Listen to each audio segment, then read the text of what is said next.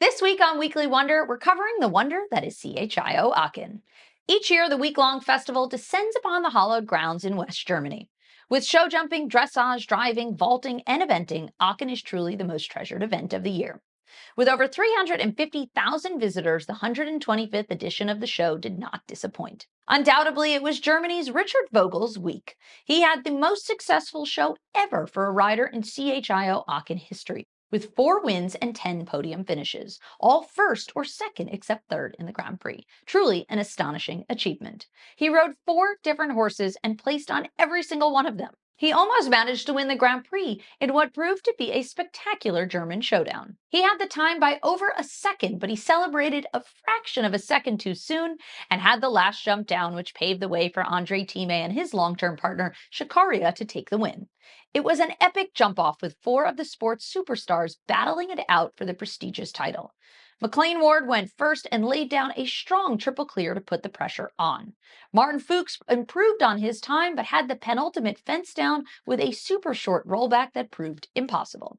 Then Thieme and Shakaria spent the majority of their jump-off conservatively behind the pace but took a huge chance to the last with a flat-out run to the final vertical to sneak ahead of McLean.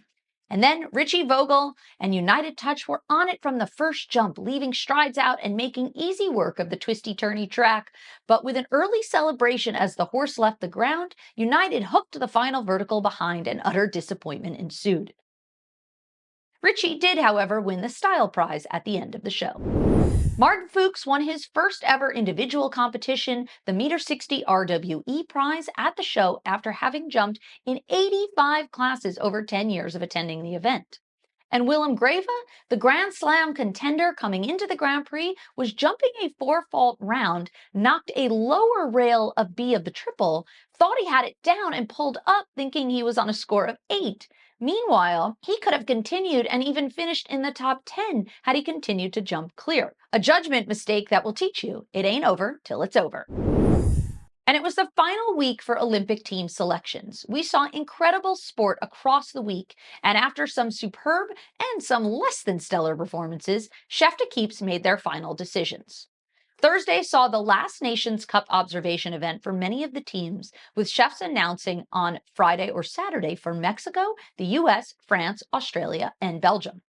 Ireland won the cup, although they were the first to announce a month ago. Mexico made history when they finished in second, and the UK finished in bronze. But now, with all the teams announced, there were a few unexpected choices, with Australia fielding an entirely all-female team, France choosing different horse rider combinations than expected, Mexico going for a young up-and-comer versus the old guard, but most surprisingly and perhaps controversial was the US's choice with Carl Cook being named as alternate. Many saw him as a shoe-in as the number 2 rider in America and number 1 ranked horse with Caracal, and with Kent's horse Greya never having jumped on a single Nations Cup team, or McLean's horse Elex having put in very few clear rounds, it was a subjective decision made by the U.S. selectors and chef d'equipe Robert Ridland. It also put tremendous pressure on McLean to perform in the Grand Prix on Sunday, but in typical McLean fashion, boy, did he deliver with 3 clears and a second-place finish. You know the pressure was on to prove his spot, especially after a 4-fault round in the Nations Cup, but he used Friday's smaller class to train by halting and circling in the round to prep for the Grand Prix, which clearly worked.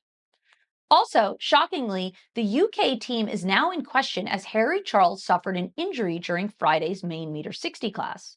Riding Bandit, the 9th-ranked rider in the world and top U25 rider, Harry had a fall where he broke 2 bones in his arm and wrist. He made a statement that he would get a second opinion upon returning home to the UK, but he hoped to still be able to compete in Paris. No announcement has been made yet whether he will or will not be able to ride at the Games, but if not, it's certainly a blow to the British team. A lot was riding on everyone's performances this week in Aachen, from team selection to the sheer amount of prize money, almost 3.2 million euros on offer, and the prestige that comes with that. We saw thrills and spills. Some people truly step up to the plate and handle the pressure like pros, and some falter under the immense scrutiny that comes with the world watching. The Germans truly shined on home turf, and chef d'equipe Otto Becker made a very surprising choice for his alternate rider for the Olympic team immediately following the week's competition.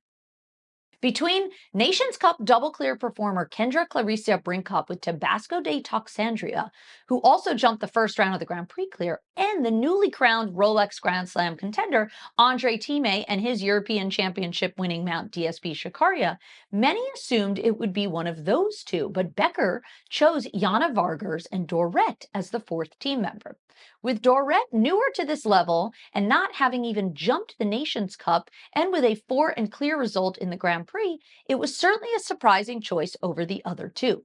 But overall, Aachen did not disappoint, and again, everyone's motivation is reinvigorated for the sport as we head into a huge summer.